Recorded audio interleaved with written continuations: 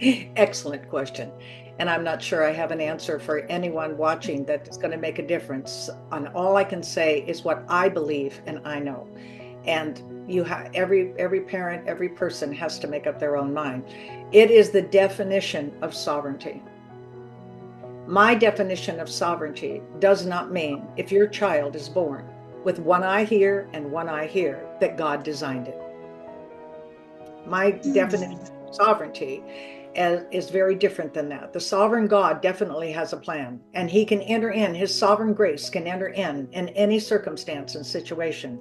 But for me, my belief system, it does not mean everything about you was designed by him. Because we have a fallen Wow. world from Adam and Eve and Genesis.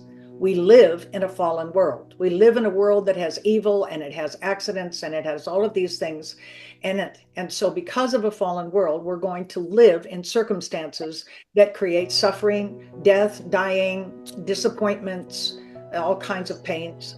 And I don't blame God for any of it. I blame fallen man. That's why we need Jesus. That's why we need him to change hearts. That's why we need, because then comes in life, then comes in beauty, then comes in caring. Everything you read about him is all about caring for the minimalized. He, the people that were broken, the people that had great needs. That's the sovereignty of God to me. See, the heart of God is the sovereignty of God toward people. Mm. And if they are unable to come out of the blaming God, they're going to have anguish all the days of Yeah. their life. They will. Well, I have seen miracles, and many, actually, thousands and thousands of divine intervention in miracles. And every time I'm with somebody that needs one, I'm going to lean that direction and see what God will do. At the same time, I've seen thousands and thousands of prayers that no one received a miracle, that kind of thing. So what does God do? If he doesn't do a miracle, what does he do? He changes us on the inside.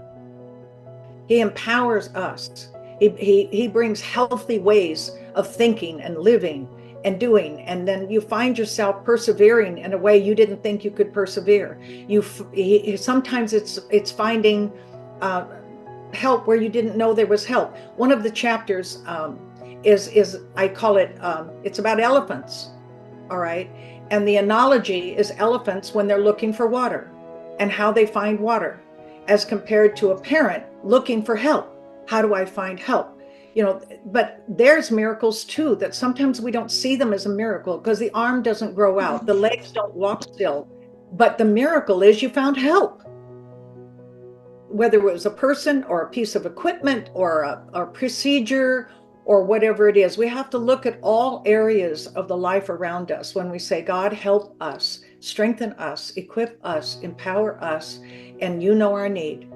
And I think that's a beautiful thing, that God would take an imperfect person and bring his glory and his beauty to help them navigate life.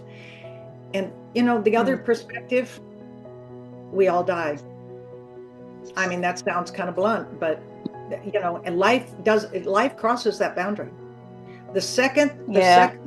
that person crosses that boundary, they have everything. They have a new body. They have a vibrant life, and heaven is a real place. It's, don't just float around somewhere. It's a real place. It has homes, it has friends, it has family. And so keeping the perspective of, yes, is doing a miracle. He's going to give new life across that boundary Mm. while he helps us have life in between.